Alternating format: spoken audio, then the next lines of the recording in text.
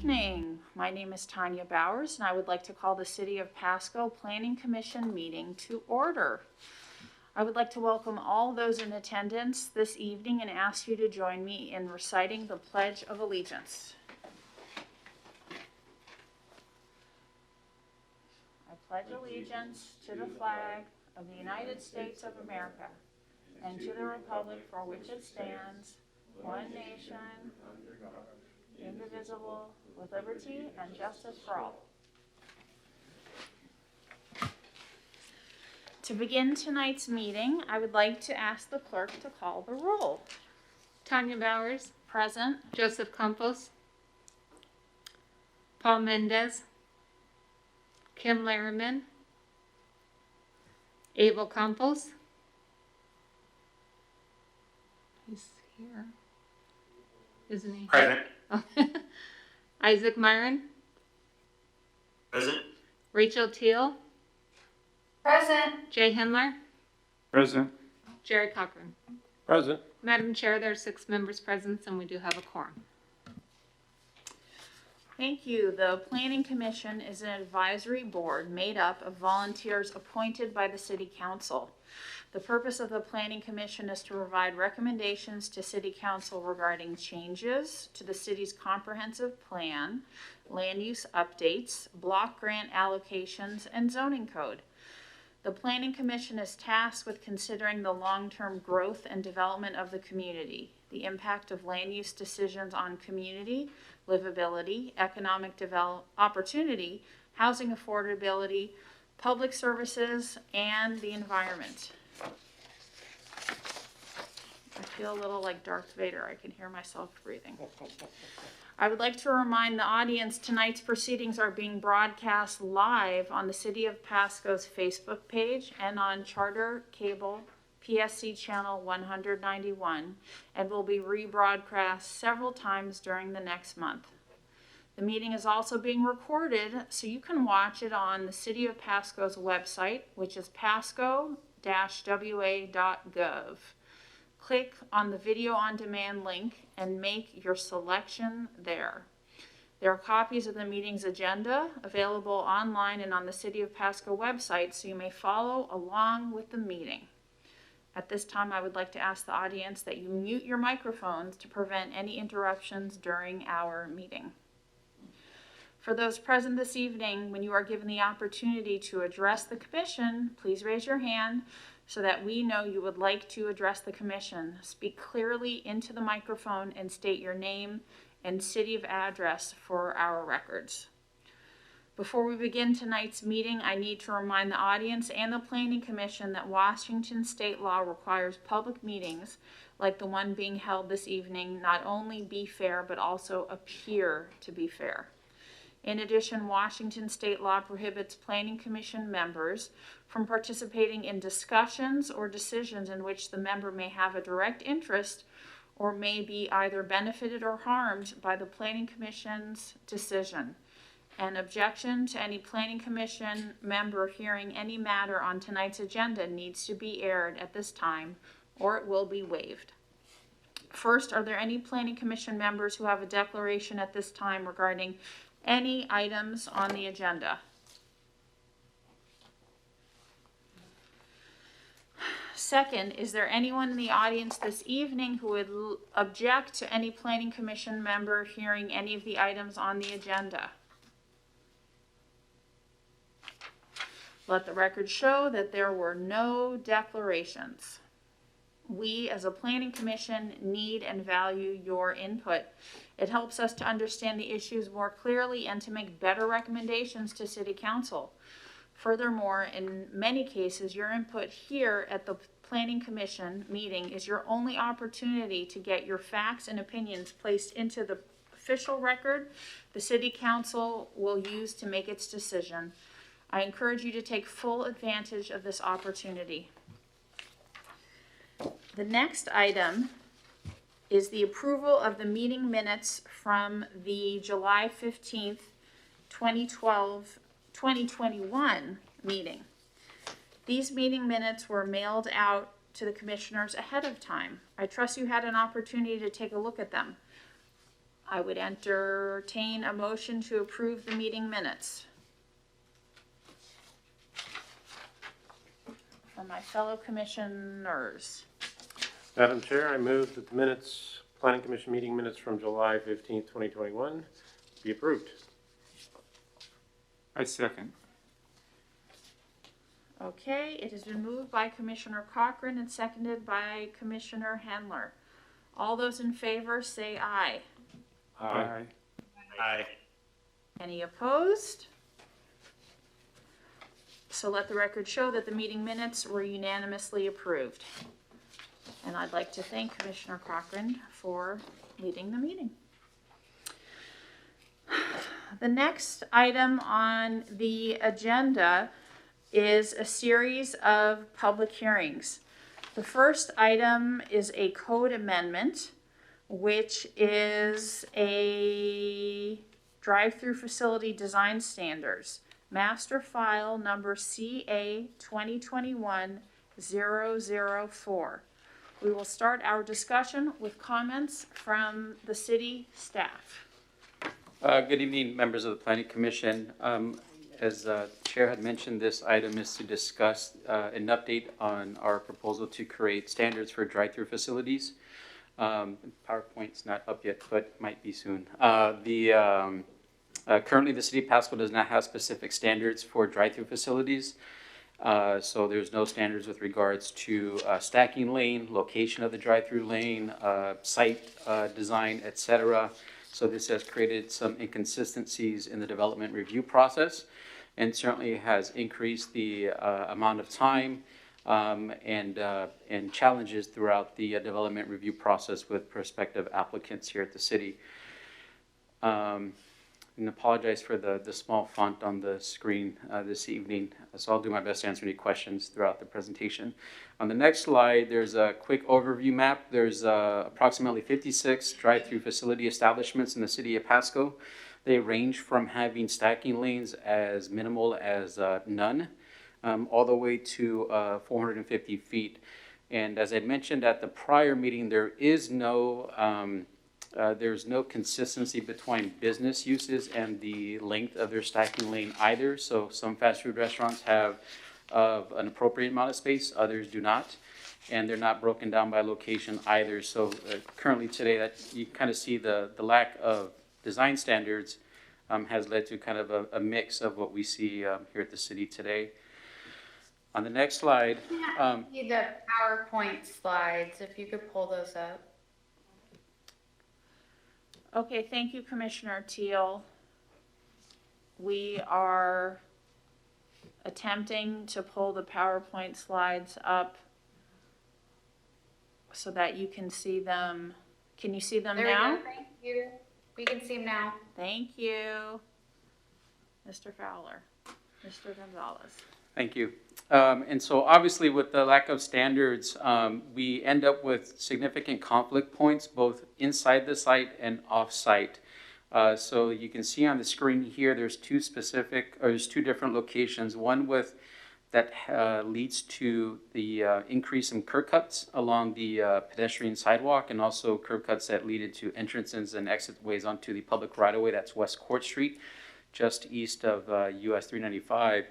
And while those conflict points exist as you enter and exit each business, as we turn onto the middle turn lane or around the two lanes around Court Street, on a very heavily used corridor, that presents additional problems and safety hazards.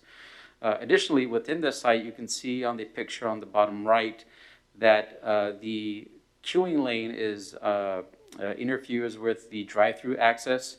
With the parking lot access. You've also got 3 or 4 businesses there, all with separate drive-through sites. So it creates additional conflict points within the site. And on that particular one, there's even some challenges with vehicles that end up on the public right-of-way, and that's on Burden Boulevard, again, just east of Road 68. So again, another safety challenge for the city. So next, we have some general policy guidance, and I'd like to focus in on specifically the Comprehensive Plan Implementation Policy 1A, which is for the city to maintain code standards and guidelines which are clear, concise, and objective. So we believe that this proposal certainly meets the intent of the goals and policies of the recently adopted comprehensive plan. So on the next slide, a few highlights of how we intended to derive the standards that are before you this evening, and that is based on location, parking and circulation, vehicle stacking or queue length, and site planning. And on the next slide, a few of the breakdowns of the proposed criteria. And I'll read each of these because the font is fairly small on the screen there. So the proposal today would limit the location of a drive-through facility within 125 feet of a residential land use or zone. They would not be permitted within 300 feet of a signalized intersection below the level of service C. And that kind of correlates back to our ongoing transportation system master plan with regards to access management. So we're trying to align all of our long-range planning efforts as well.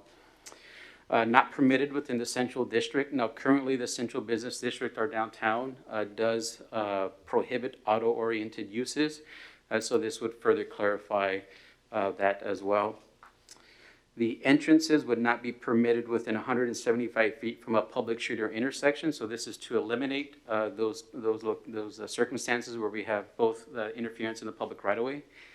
And again, entrances would not be permitted within 150 feet of another drive-through business. So again, to help with the access management, but you will notice in the draft ordinance for you tonight that there is some provisions for if there are businesses that are side by side, that they would have reciprocal access inside the site versus cars needing to travel into the right-of-way to make a quick left or right turn. With regards to criteria on parking and circulation, some pretty basic guidelines here. Primary access shall be on an arterial or a collector street. The minimized turning movements and conflicts on the public streets, we believe that would be served by that provision.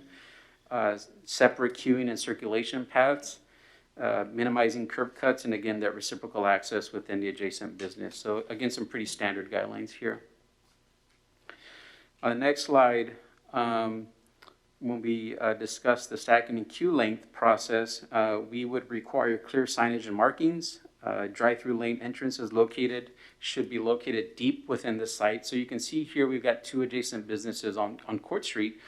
And you can see that the business to the right has their drive-through lanes situated all the way to the northern end of their site, which not only offers additional stacking length, but also tries to ensure that those cars, if they're on a busy evening or whatever it may be, they're not backing up into the right-of-way. And we see the business just to the west of that does not have that option, although they may have during the time of development, but obviously without the standards, we had nothing to rely on. And so, again, this is to help with the site planning process of any establishment. And on the next slide, the table that we'll be referring to quite a bit when we move forward with potentially this process is the specific drive-through queuing lanes distance requirements for these establishments. There was some omissions at the prior meeting, so we've added pharmacies and drugstores that is now on there. You can see financial institutions and banks, the coffee with indoor seating, espresso stands. This addresses some of our espresso stands around the community. Restaurants, self-service car washes, full-service car washes, gasoline stations, and then there's another category. It's simply kind of impossible to try to identify every single business that may or may not use a drive-through. So our intent would be to require documentation in the review process that justifies the applicant's proposed queuing lane during the review process. On the site planning, we had mentioned when we brought this to the Planning Commission back early in the year or late 2020 that we also wanted to use this as an opportunity to enhance the public realm or the built environment. So we've required that when possible, buildings would be oriented towards the public street. The service loading area is located away from public right-of-way, and we have other provisions in the code that would require things along that as well. Compliance, obviously, with the noise regulations, and entrances, again, not permitted within the 175 feet from a public street intersection. So that kind of concludes tonight's or this evening's presentation. Happy to answer or address comments from the Planning Commission or public. As a reminder, there was an environmental determination of non-significance issued in March, and there is a staff recommendation for approval to the City Council on this item as well. So with that, I'll end the presentation and answer any questions. Thank you. Thank you very much, Mr. Gonzalez. Commissioners, do we have any questions or comments for staff?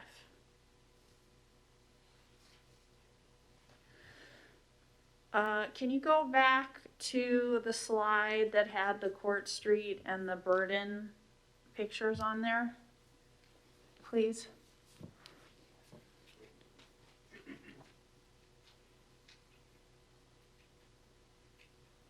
Great. No, one more. One more, sorry. My bad. Yes. Oh, yes. So right there, let's look at the one on Burden. So how would the new standards fix what's there? We've got, apologies. So we've got an espresso stand that is, does not have clear markings. I don't believe they do, I don't believe they exist actually to this day. We've also got the queuing lanes that are being interfered with on the, that's a Dairy Queen on that location. The stacking lane interferes with the access of the parking lot. It also interferes with access to the business immediately to the north.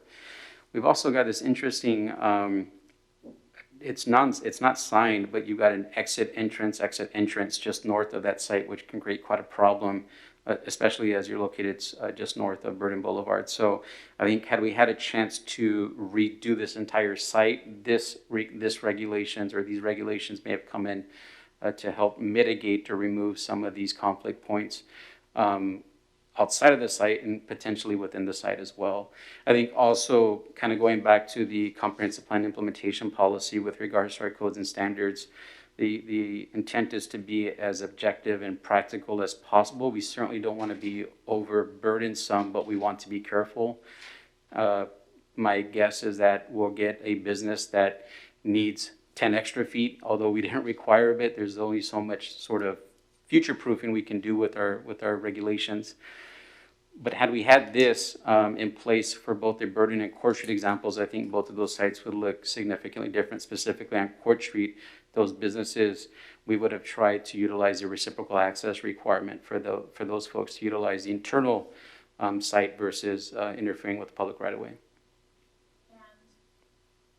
For the one on Burden, would that meet the distance from the residential area? There is, well, I'm not sure about the distance from the car wash to the residential lots to the north. The requirement is for 125 feet, so it may come close. Mm-hmm. And it's based on where the primary entrance or where a menu board may be. However, if there is an establishment that's 126 feet away, they would be required to have the site screening and noise mitigation measures as indicated in the draft ordinance for you. And so basically these two streets would get grandmothered in. Yes, and there is a provision in the code there's existing businesses, so if there's some infrastructure improvements and they might be required to comply with the new code, I'm not sure. That'd be more of I think maybe a building official decision there. With regards to Central Pasco, which we've defined as the city between 395 Oregon Avenue, the Columbia River, and US 12 or Highway 12, our intent is the provision actually states that the application for businesses within that area shall comply to the fullest extent the requirements of this potential chapter. If we try to I think the fear is that we would try to require a suburban auto-oriented use in a very in a location of the city that was not built for that. Mm-hmm. So it might eliminate a lot of businesses from even having the potential to locate in Central Pasco. And that's certainly not our intent either across the city, but we want to be sensitive to the characteristics of the surrounding built environment and development patterns. Thank you very much. Okay, One question on, are we the only city right now that's going to have these kind of standards in the Tri-Cities, or are others doing similar things? There's not clear requirements that I've come across. I'm not sure I've seen specific, I have not come across specific drive-through regulation standards. They might be addressed through more detailed site development patterns or requirements, but there are numerous cities that do have specific drive-through criteria. They range from obviously the big metropolitan areas down to some smaller cities on the northeast, Maine and that part of the country, but they all vary. So our intent with this was to sort of provide a decent and appropriate amount of regulations, especially since this is our first attempt. But we think these would be very valuable for businesses as they look to locate in the city of Pasco. Well, they seem to provide, you struck a good balance, and it seems like the previous slide where you have the heat map, it would have cleared up a lot of that heat map if these standards would have been in place. Have you had any feedback from, the development commercial community on these at all? We have not. We've not heard anything. I think this is our second public hearing. Yeah. But we have not heard anything from any businesses. What we have heard prior to this effort was what's the requirement. Yeah. Okay. okay. Not hearing any more questions or comments from, yes, do we have another question from my fellow commissioners? Yeah, thank you. This Commissioner Myron, just a quick question so I'm understanding. So the mitigation requirements are required if the setback provision can't be met. Is that correct? Or is mitigation like noise and visual mitigation always required? Or can you get around it if you meet the space requirements?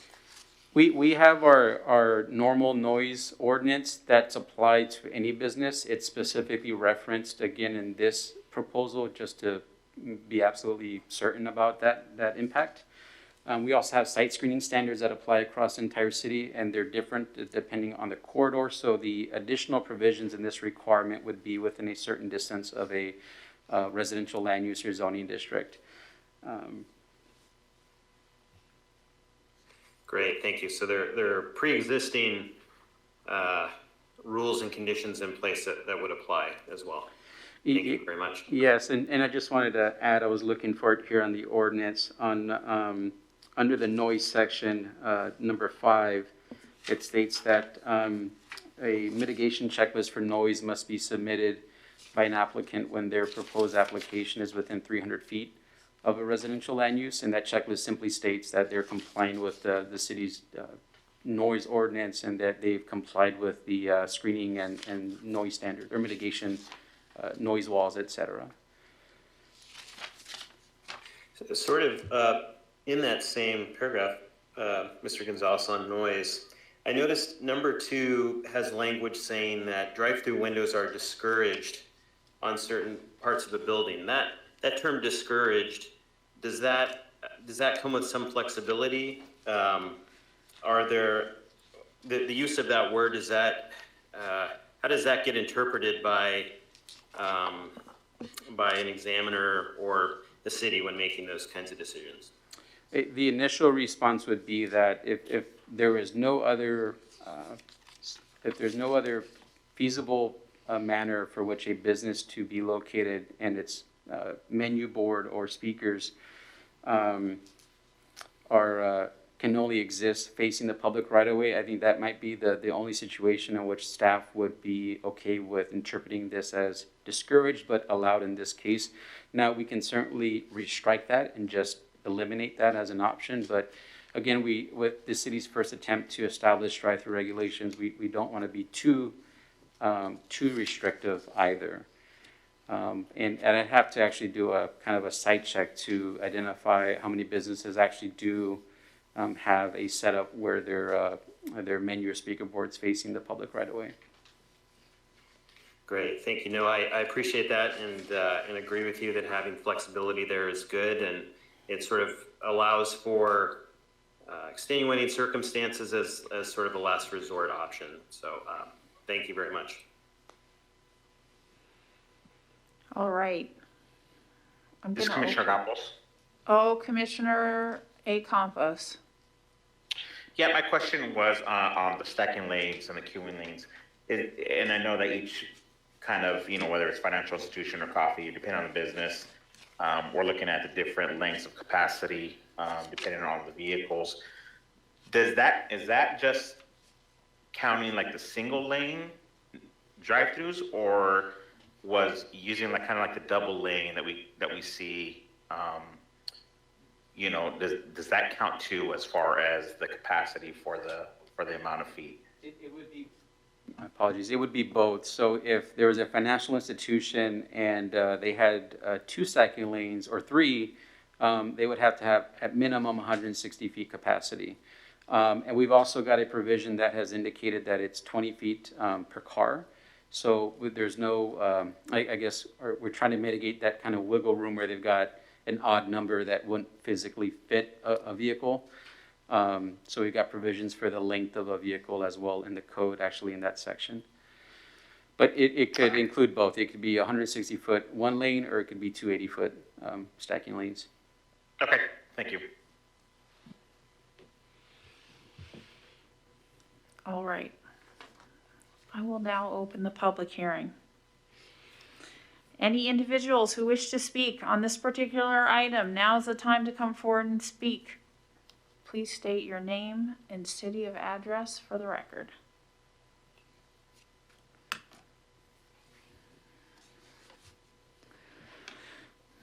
Okay.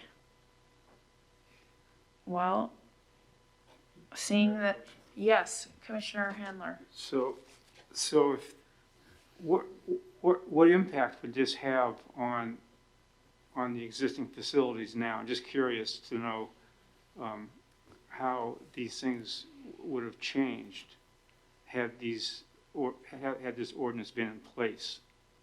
Any thought on that?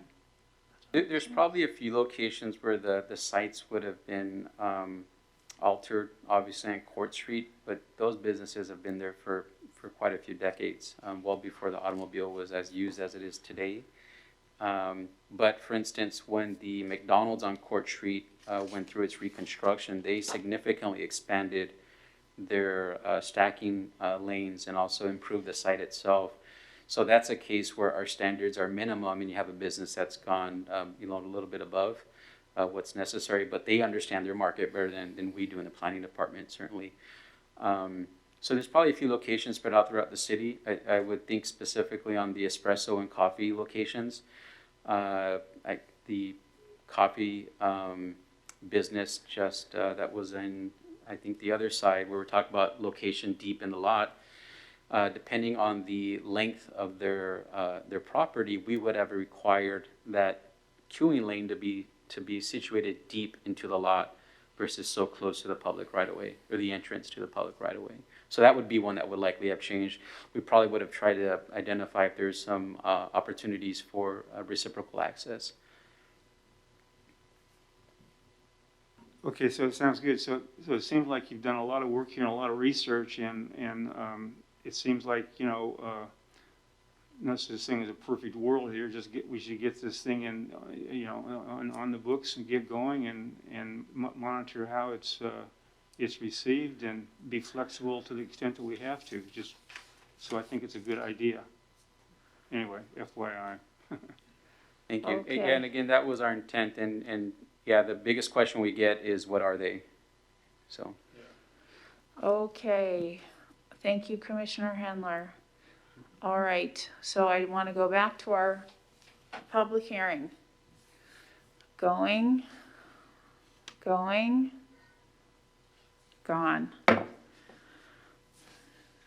Okay, I would entertain a motion.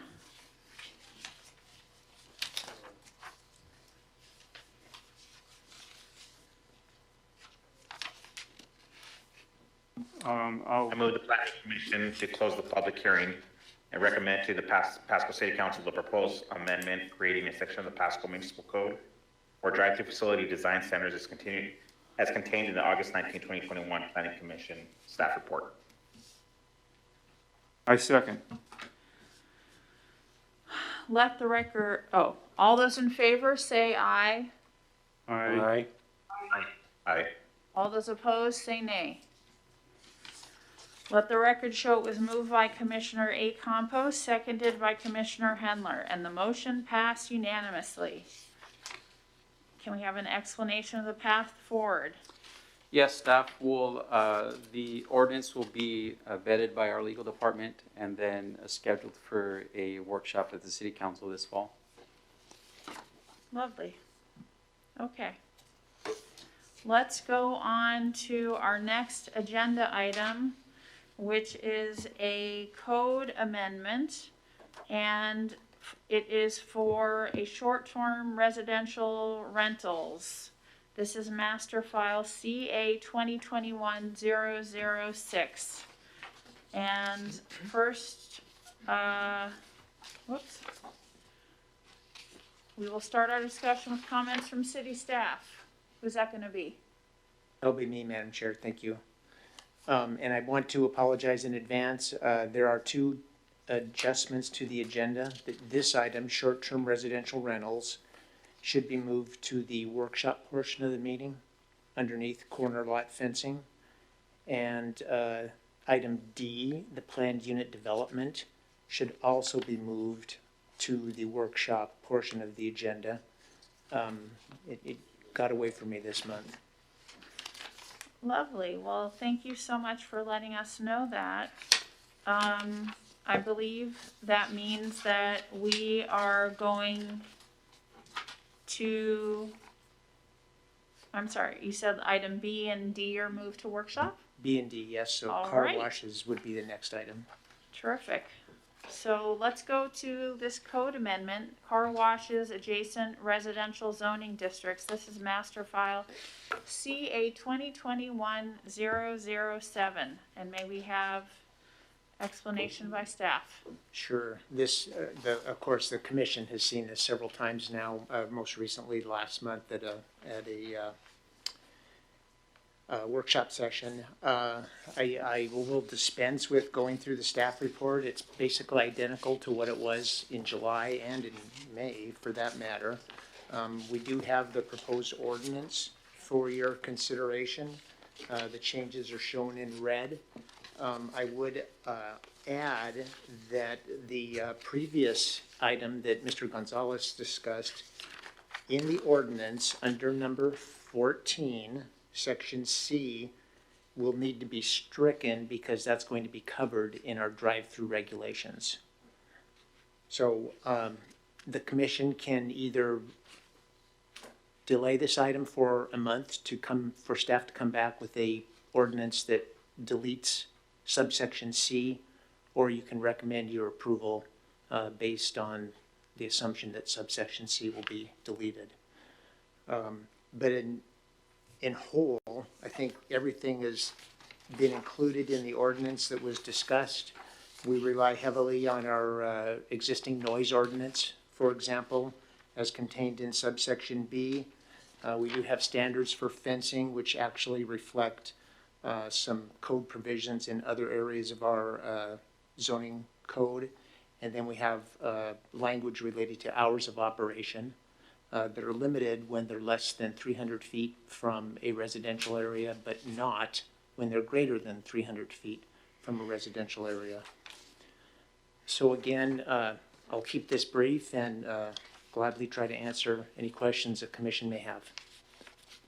Thank you very much, Mr. White.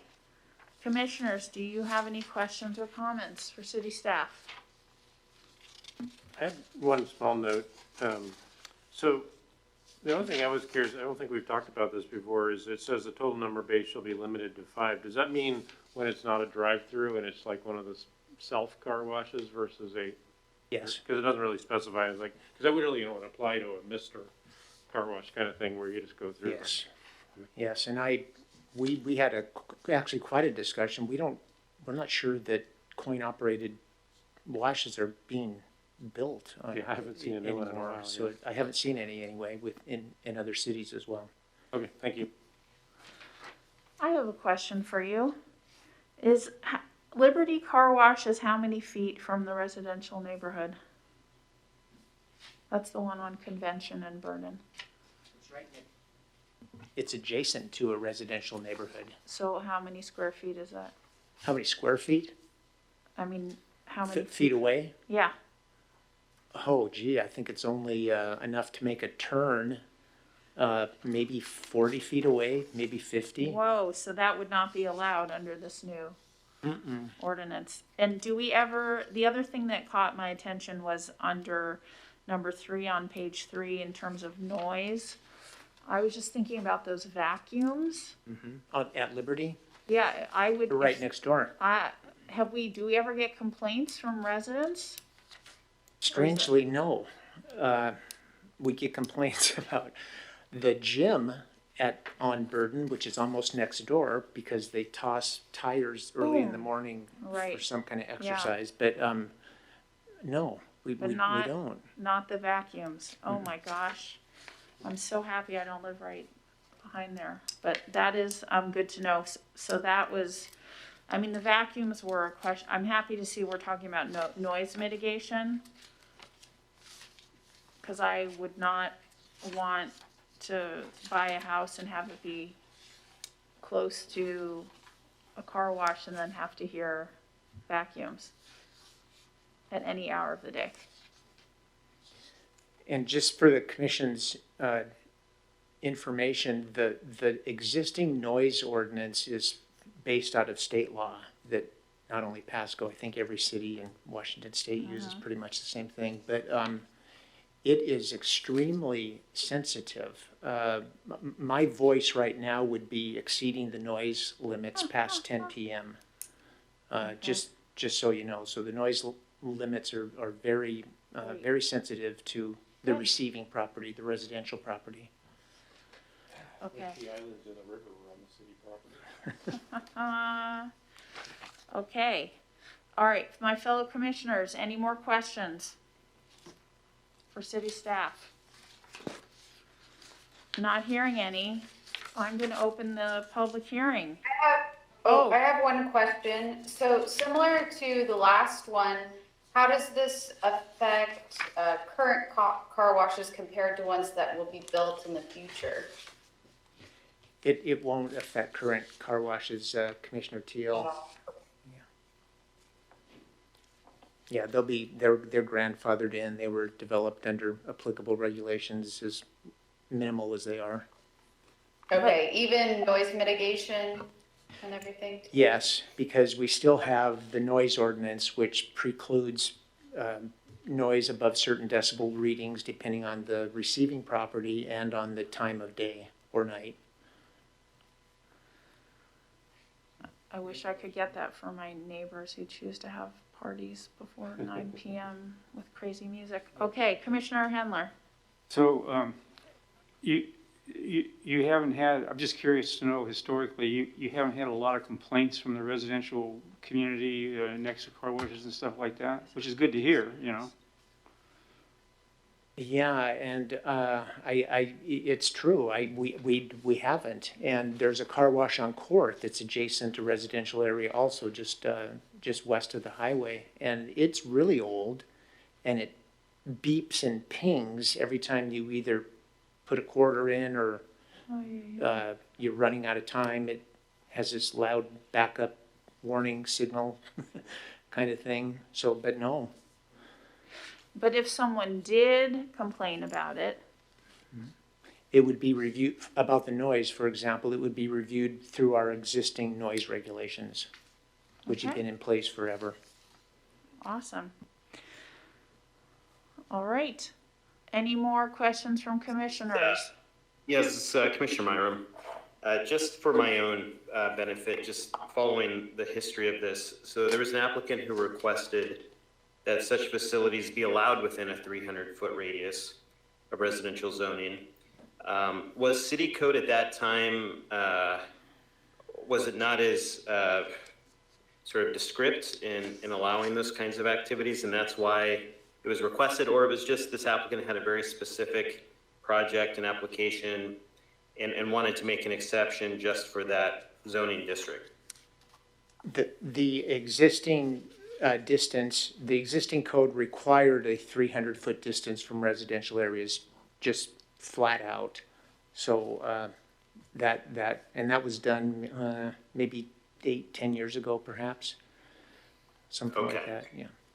So those conditions existed before this, and then this adds a few additional updates and tweaks. Also, sort of tightens it up a little bit. Tightens it up, but also loosens it up with the caveat that if you meet certain conditions, you can be closer to 300 feet from a residential area. Great, thank you for refreshing my background and just sort of the direction of city code. I appreciate that.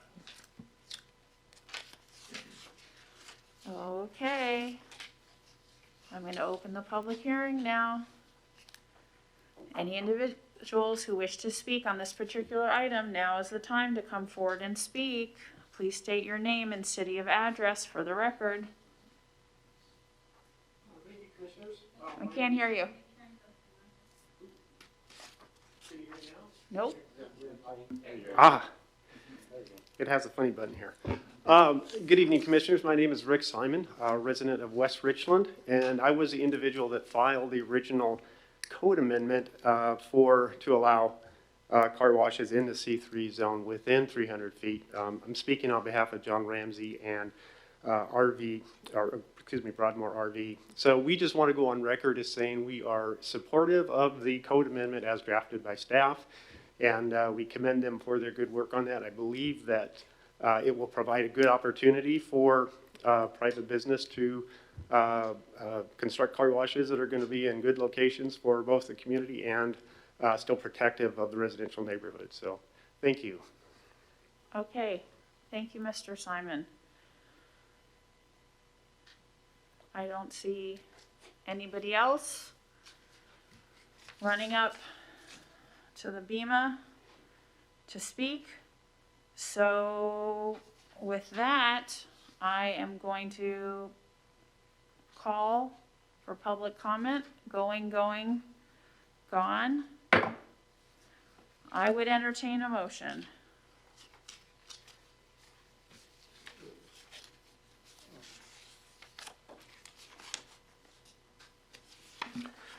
This is Commissioner Cochran. I will move the Planning Commission adopt the findings of fact contained in the August 18, 2021 staff memo regarding car washes adjacent to residential zoning districts, and I move to close the public hearing on the proposed code amendment for car washes adjacent to residential zoning districts, and recommend the Pasco City Council adopt the proposed code amendment for car washes adjacent to residential zoning districts attached to the 19 August 2021 Planning Commission memo. That's right. Would anyone like to second that motion? I'll second. Madam Chair, just as a point of clarification, there are two different motions. Should we just sort of vote on one and then the next? Wow. That was excellent that you caught that, Commissioner Myron. I'll just move on the first. Okay, so I'll move on the first. I'll move on the first one, okay. And, No, I'll go ahead and second the first. This is Commissioner Myron again. okay, I think you got beat by Commissioner Handler. Well, that's okay. You can have Fair All right. enough, fair enough. Okay, so I'll give Myron the first one. All right, so all in favor, say aye. Aye. Aye. Aye. All opposed, say nay. Let the record show it was moved by Commissioner Cochran and seconded by Commissioner Myron. The motion passed unanimously. Okay, let's do the second motion now. All right. I have to read all that again. I move to close the public hearing on the proposed code amendment for car washes adjacent to residential zoning districts and recommend the Pasco City Council adopt the proposed code amendment for car washes adjacent to residential zoning districts as is attached to the 19 August 2021 Planning Commission memo. Okay, I second. Beautiful. All right, all those in favor, say aye. Aye. Aye. Aye. All those opposed, say nay. Let the record show it was moved by Commissioner Cochran, seconded by Commissioner Handler, and the motion passed unanimously. May we have an explanation of the path forward from staff? Like, excuse me, like all code amendments, this will go to city council for a workshop setting, and then it's fairly straightforward, so it should proceed to public hearing after that workshop discussion. Lovely. Thank you so much. So next on the agenda are workshop items. And we are first going to go with short-term residential rentals. Master file, did I say something? They all left. My gosh. That's the car wash game. And that's a car wash gang. Master file CA 2021-006. That's short-term residential. Okay, thank you. This actually also got away from me. The motion is for the planning commission consideration and recommendation. If you're not comfortable, please feel free to let me know and we'll schedule this for the next meeting. But our existing municipal code has basically no mention of short-term rentals. So what's the term? ARB, B&Bs, I guess, and that kind of thing are not permitted in Pasco because it doesn't say they are permitted, but there's no code citation that references their prohibition either. So what the proposed code amendment does is clarifies a number of sections in the municipal code that deal with definitions, including it even includes a revision to the definition for taxes in PMC Chapter 3. It talks about the character of the applicant that the police chief investigates in relation to rental units. And then the remainder of the ordinance clarifies definitions contained in our zoning code.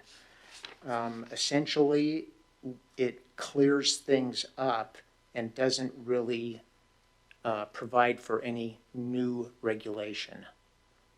But it does help staff, not just planning staff, but the finance staff, deal with requests for license, I guess, business license for short-term rental units.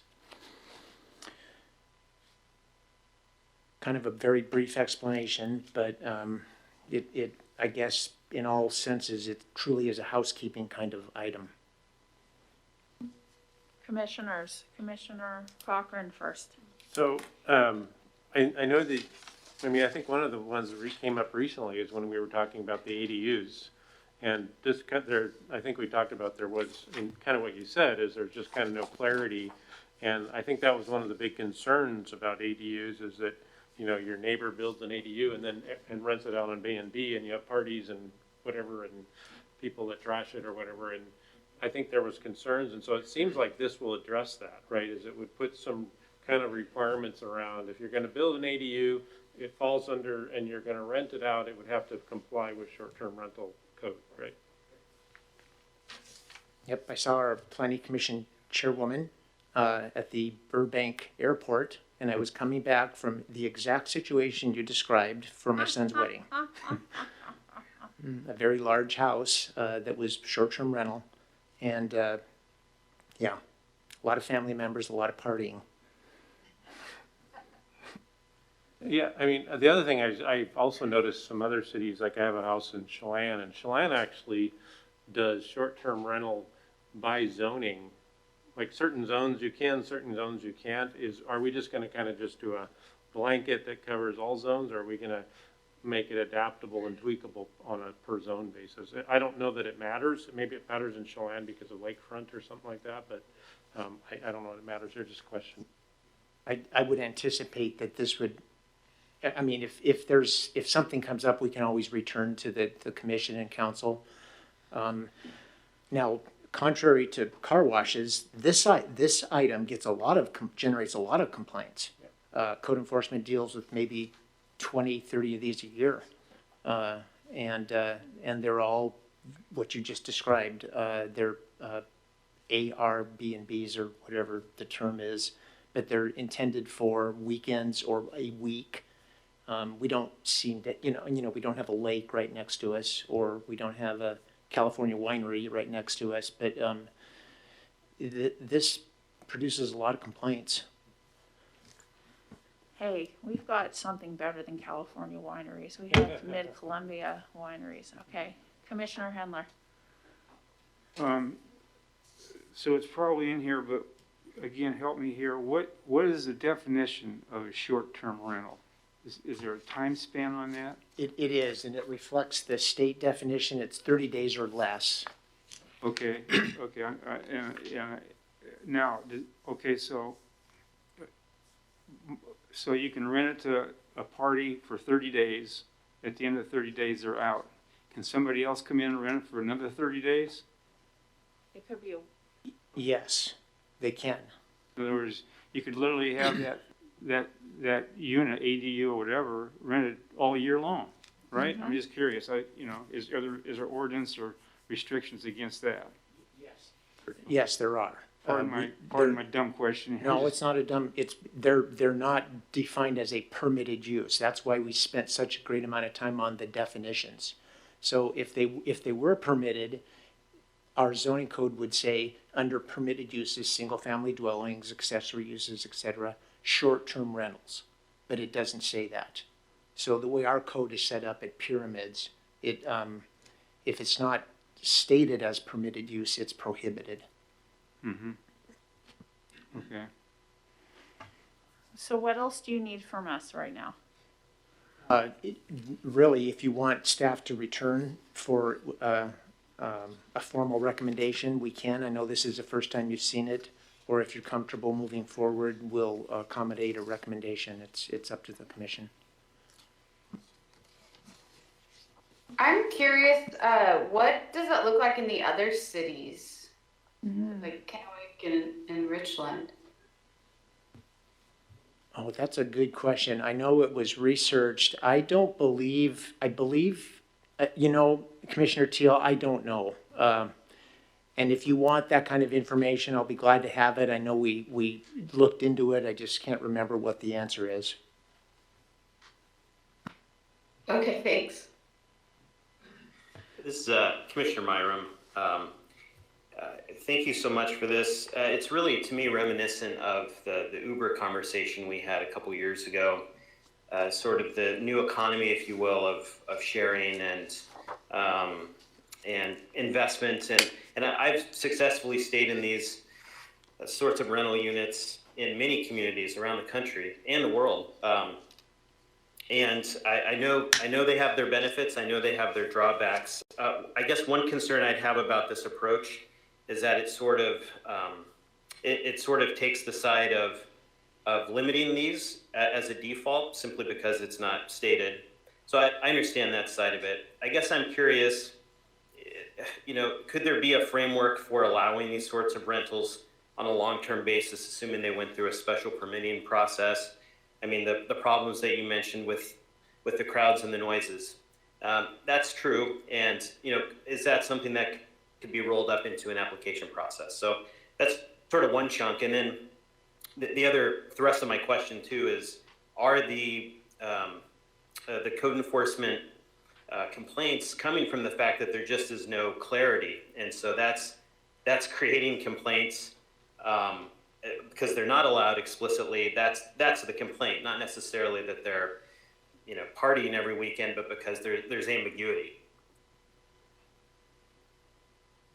No, the code enforcement complaints center on the transitory nature of the units. So people are not comfortable with someone being there for 3 days and then someone being there for 7, somebody different being there for 7, somebody new being there for 4.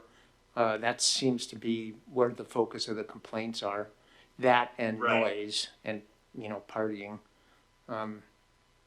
So I guess just to that question then, a lot of the complaints come because there is no policy allowing short-term rentals of this kind.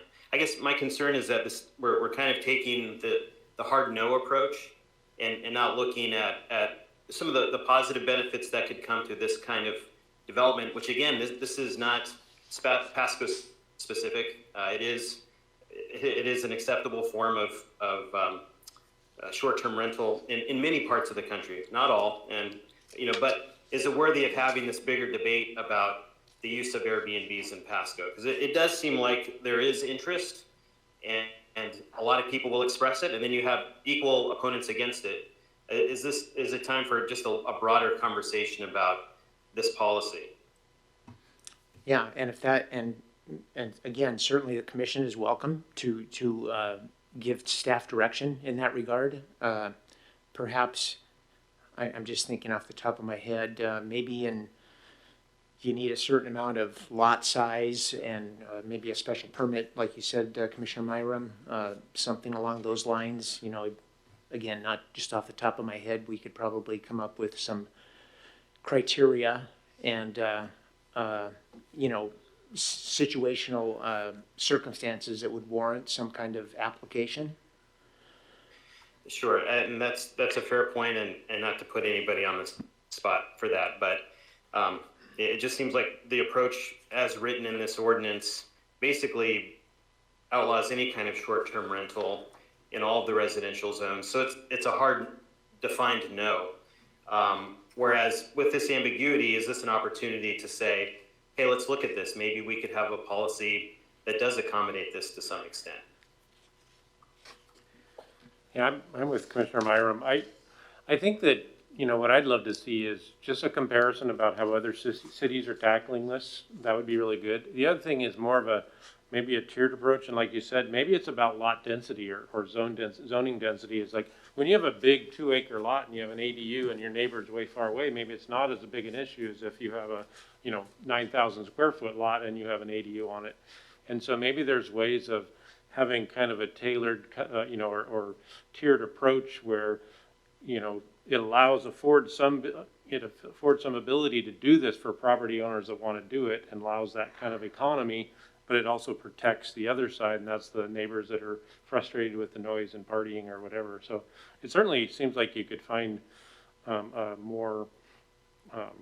richer approach maybe. My only comment has to do with the question of what sort of need we currently have for short-term rentals. So I'm thinking like all the families that come through here for sporting events. And from in the paper recently, we talked about how we have enough hotels, so we're even converting, I believe, some of our hotels to be affordable housing. So I don't know, does a family come through here and say, hey, our kid is going to be playing in a game, so we want to rent a house for a whole weekend? Maybe we have a really big family and, the whatever the hotel is doesn't accommodate us, and we have a dog and we have a big truck, so we want to, I don't know, I'm just thinking, what are the uses?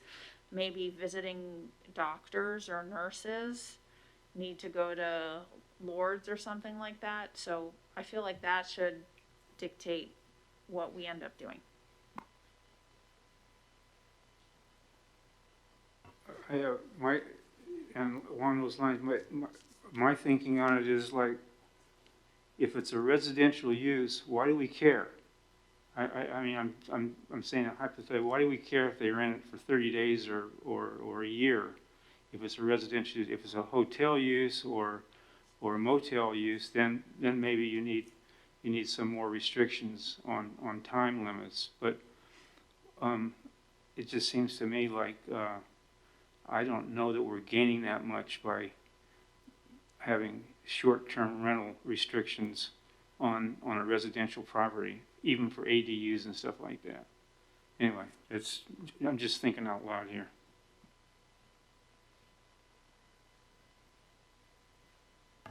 Anyone else want to offer thoughts for Mr. White to consider? I think it's clear that we do want some sort of a comparison to similar municipalities, either in the area or around the state. I'd be curious too, like how many you actually have in Pasco available now. Yeah, I don't know because they don't get licensed. So I have no way of knowing.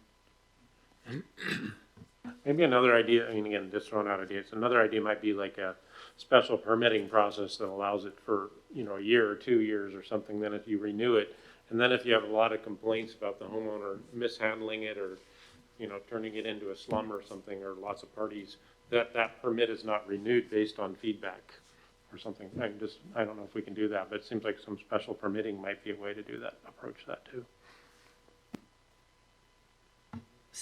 So it seems to me we're not ready to move this to public hearing. We want a little more work on it.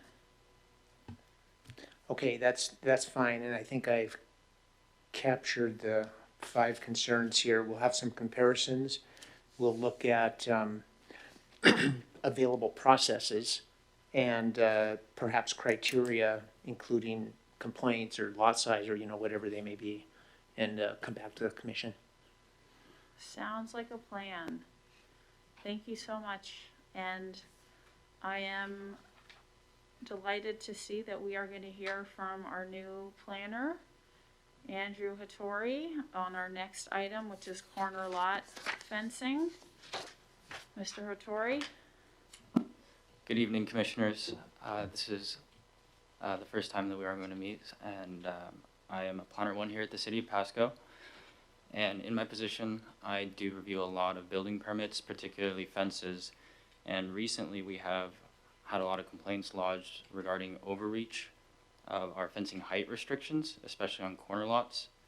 And due to this, we've done a lot of analysis into what our code says and how we might be able to maybe modify that or maintain it.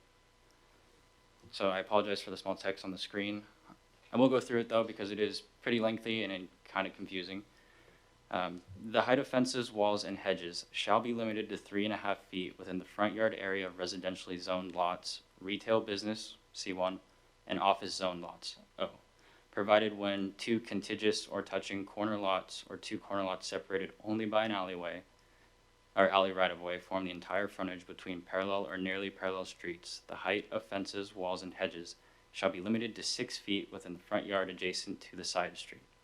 Except where the front door of a house faces the side street, all fences greater than 3.5 feet in height must be set back to the building line of the house facing the side street. That's a lot. And so I've created a few diagrams to kind of go through to kind of depict what our fencing height requirements for corner lots are. So our first image on the screen shows when 2 corner lots have the dwellings facing the parallel streets, and neither dwelling accesses the shared flanking street. 6-foot tall fencing or fences greater than 3.5 feet may extend into the green shaded area, the flanking front yard area. And so this is the ideal situation.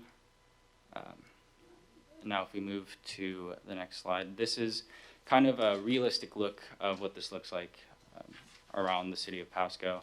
You can see that that fence extends all the way out to the sidewalk, and neither of those houses have their entries facing the shared flanking street. Now the second option, or the second scenario that comes from our current code, is where one of the dwellings does access the shared flanking street. You can see on this diagram. I'm sorry, what is flanking? So the flanking will be the side. So it would be considered the side yard, but it's also a front yard because it has space between a right-of-way. So in this situation, we call it a flanking front yard. So in this diagram, the dwelling or the home on the right accesses the flanking street, or the side street. And so the fencing for the house on the left cannot extend all the way out into the green area or up to the property line. Our code stipulates that that fence has to at a minimum be set back to the building line of the neighboring property. So the house on the left can only have fencing greater than 3.5 feet out to the building line of the neighboring house. And so this is where a lot of the concerns of overreach come from, where in certain situations, yes, you can have your fence out to your property line, but if your neighbor's house now points to the side street, you can no longer do that. And this also works if the house on the right is set back further than the house on the left, then that fence has to be set back further than the building line of the house on the left. So you could effectively have a fence at your dining room window. And that's another major concern that we've seen. And so what we're looking for right now is some initial comments and feedback, but I do have some options that I prepared. And this is a real life example of what that code looks like. So this house on the corner here of, I believe, Babine and Vermilion, their fence does not extend all the way out to the sidewalk or the property line adjacent to the side street. Is set back to the neighbor behind them's building line.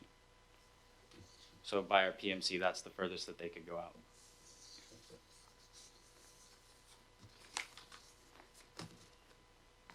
And so the first option that we've drafted is you can have your fence out all the way to the property line on the flanking side street. And so the house on the left would be allowed to have 6-foot fencing in every zone except for the blue front yard. And then the house on the right would be allowed to extend their fence all the way out to the property line in the green area as well. There are some concerns with this, extending all the way out to the property line. And to kind of show that, I have an example of a property. This is on Cathedral Drive. And it's, if you look at the top right, it goes towards a roundabout. Both these houses have a sidewalk. They're across from a residential park, or a park, with only that sidewalk being next to the homes. And you can see that the house on the left there has fencing extended all the way out to the sidewalk. And by our code, that normally wouldn't be permitted. And this would be, what's shown here would be permitted under this option on any corner lot. And if we go to the next slide, I have what this looks like on the ground. So the left image shows heading to the north. You can see that there's a small gap between the dwelling and the fence there. And you can also tell that there's somewhat of a slope to the road. And if you look at the image to the right, and this is a more beneficial image because you're in the lane of traffic heading away from the driveway there. What you can see here is that your visibility from that driveway is incredibly limited. So if you're a pedestrian or you're driving or you're walking, you're not going to see any cars backing out of that driveway until you're essentially at the driveway. And if you're the homeowner backing out of your driveway, you're not going to see anybody until your driver's side window is parallel to the sidewalk. And so in situations like this, it's concerning to have fencing all the way out to the sidewalk or out to the property line, just from a visibility and safety standpoint. All right. And then another option that we have. So this option allows for the fencing not to be dependent on your neighbor's dwelling.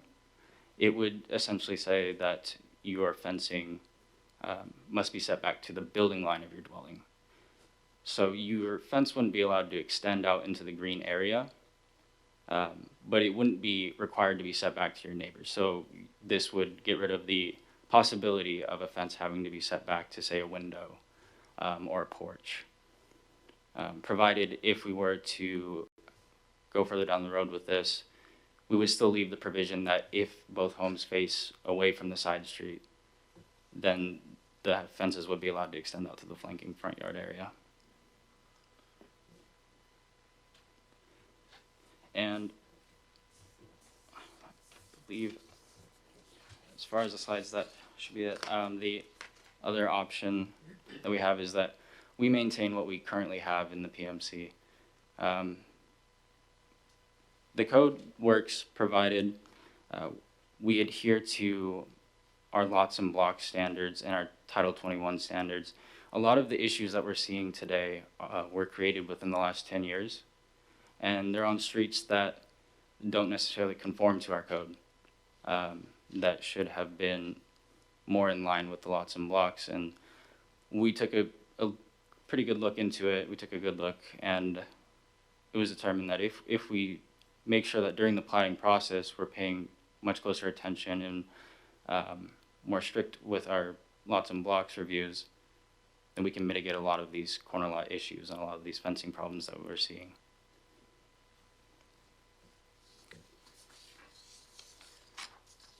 And so with that, I'll open up for any comments. Thank you very much, Mr. Hattori. What do you need from us right now?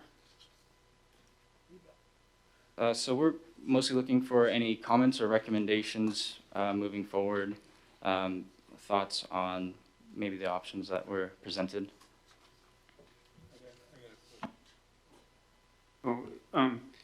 Is there any, I've seen this movie before over the years, but is there any leniency, that's not the word, is there any problem with the definition of front yard, side yard? I mean, are there options? I mean, could I point to what is now a side yard and call that my front yard? Or how do we define front yard and side yard? Sure. Front yards are determined as any point or the point on the building line perpendicular from there to the right-of-way. So any portion of your yard between your building and a right-of-way is considered a front yard space, which is interesting because, you know, we do have triple frontage lots. So if there is a rear yard, then that is be defined as a rear yard. Yeah, and a rear yard is easy, but I mean, okay, so I'm just looking for possible discrepancies here in the course of conversations down the road. But if it was to my advantage, could I, for example, call that green area on the left side my front yard? What, I mean, you know, is that a possibility? And then, if it was to my advantage to do that. By our residential design standards, your entryway is required to be off the street that you're addressed. So if you were in the process of you know building the dwelling, you do have the option to choose which street you want to be addressed off, provided you're not addressing off of a or accessing a collector arterial. Okay. Okay, good, thank you. There's probably going to be more discussion on that down the road, but thank you.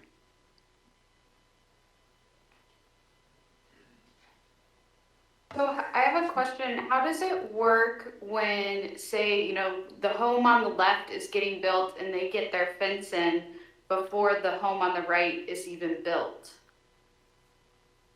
That's a great question. That's actually how that fence on Cathedral ended up being created. That is something that we definitely found during our analysis. And what happens is that if you're the house on the left and you build your dwelling and you're either on the edge of a new subdivision and the rest hasn't been platted, or that lot's just vacant and hasn't been built on yet, we can't hinder that lot from building their fence out to the property line under the possibility that the neighboring parcel will address off of the shared side street. So historically speaking, if the lot behind you is not developed, you're allowed to extend your fence into that flanking front yard area.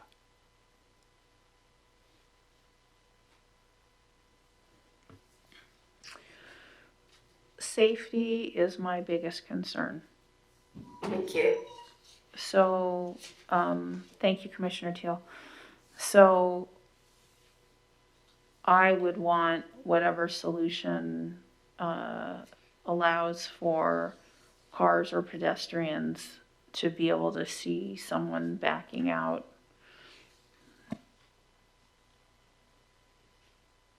Absolutely, and I completely agree, and that's why I think that a lot of the stuff, or what our code says today, mitigates any possibility that there's obstruction in your visibility, backing out or going down the street on a walk.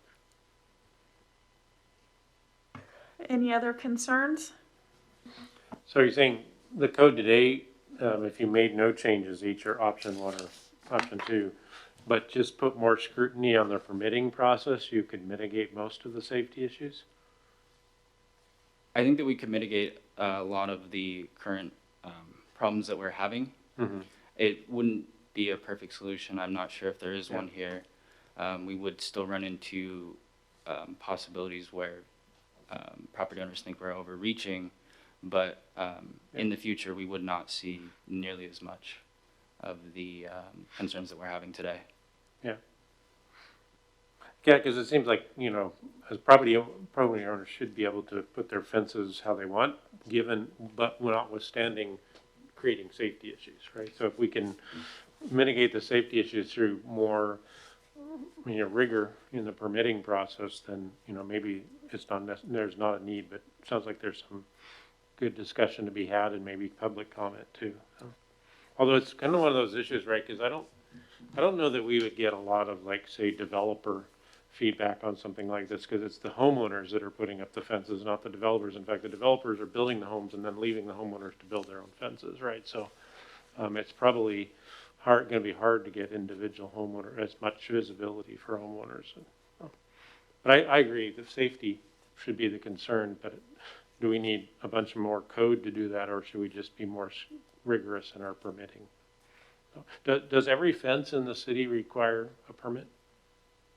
Yes. Okay.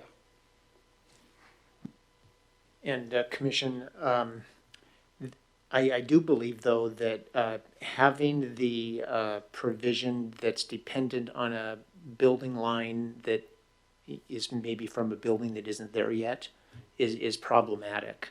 And I don't know what the right answer is, how to address that, but I think we should take a further look at that at the least, let alone, you know, diving into more of the flanking front yard discussion in general.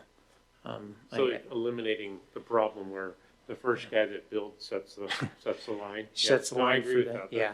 Because it can really ruin the whole development if the first guy does something wonky, right? So. And something else that I noticed, we talk about fences or hedges. So if it's supposed to be 6 feet or 3.5 feet, does it then become a question of code enforcement? Oh, sorry. No, just to make sure they keep to whatever the limit is for a hedge, because hedges grow. Right, yes. At that point, it's upon, the responsibility is on the homeowner to ensure that height does not increase above what is allowed. Thank you. All right, any other concerns, questions? All right. So I think we have given you feedback on that. And we don't have anything else, any other items in our workshop or other business? Did we do planned unit development? Oh, come on. Where was it? Did I forget one? Yeah, the planned unit development, Madam Chair. Darn it. Okay, thank you for catching that. So we only discussed one thing? My gosh, that was a long one. We had 3? Yeah, because 2 moved from public hearing down to workshop, and we had 1 workshop. Okay, so wait, is this still a workshop or is this, yeah, this is a workshop, right? Mm-hmm. Okay, all right, so let's go to it. Our workshop regarding a code amendment, master file CA 2021-011 plan unit developments. Good evening again, members of the Planning Commission, and this is a brief staff report for you this evening. You may remember that in most of 2019, staff had taken on the effort of revising our plan unit development regulations. At the time, the primary changes were made to the minimum site area, the amount of open space, and cleared up and clarified some of the design standard provisions of the plan unit development regulations. And so since that time, since its adoption in early 2020, staff has seen a variable interest in the PUD option, but there have been barriers indicated by the development community, home builders, and developers about the limits of the existing PUD options for it not being used. It is usable, but it's not as it currently is in the code today, not in its best form.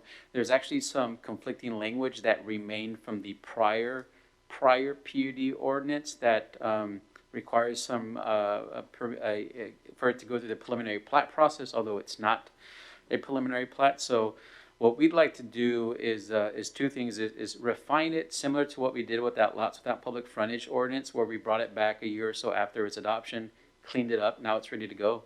We'd like to perform that exact same thing with the PUD regulations. And in addition to that, we'd like to take another look at its flexibility and really make this an option for creative, diverse development. In addition to being strictly residential, we are considering utilizing the PUD regulations to begin to explore mixed-use zoning and development, if that's of the interest of the developer or the applicant. So in addition to those, we would take a look at ensuring that it complies with our recently adopted comprehensive plan.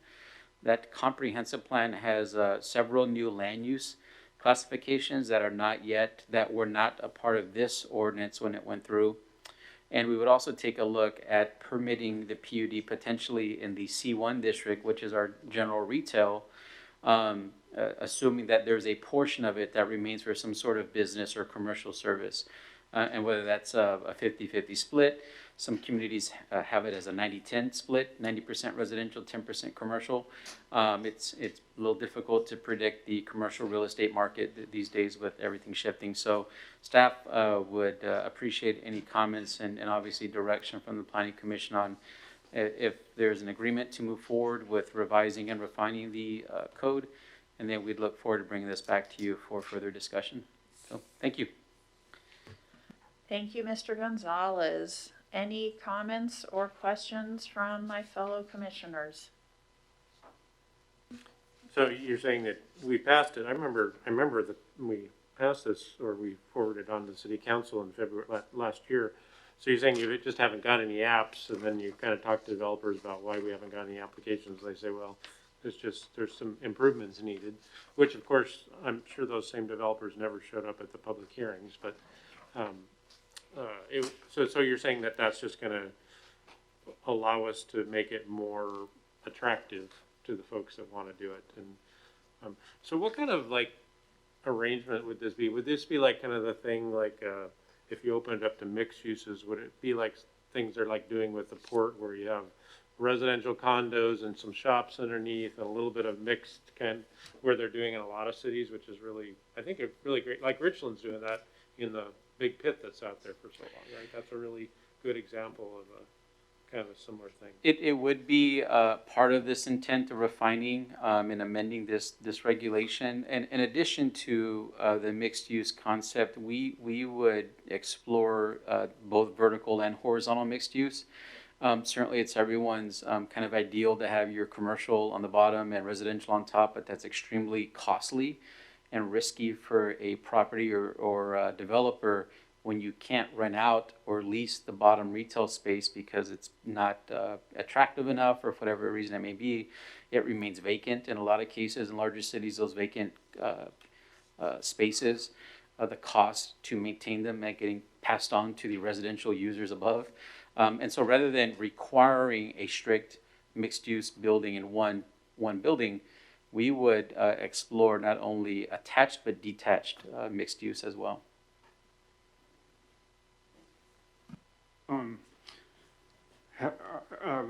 I've had the pleasure of being involved in many PUDs, and what has really dictated the mix, residential versus commercial, is more market than anything else. A developer is not going to put anything out there that he doesn't where she doesn't feel it can be a success financially. So it seems, so I'm not so sure I would have a 90-10 or 50-50. You know, I don't think that's really viable. This is my opinion. Certainly, I, for one, really appreciate the idea of PUDs and what they bring to an area as far as exciting developments residentially, commercially, and so I'm all in favor of this ordinance and stand by to help all I can. And like I say, I've been involved in many of them. So. Commissioners? Well, Mr. Gonzalez, you know I'm a fan of diversity and variety. So I can see this being something that could be helpful over at Broadmoor. I would love it if you could even bring it over by Road 68 where we are behind the movie theater. So I'm in favor of this. Yes. One of the, you know, I'm not sure, Rick, you might remember this, but Ivy Glade was at one time is a PUD and at one time had a 20 to 30,000 square foot commercial retail area up in the northeast corner. Oh, yeah, I don't remember that. Yeah. And by the way, that was developed in the county. Yeah, and when the and it was an exciting master plan that included a pretty interesting a pathway down to the river and everything.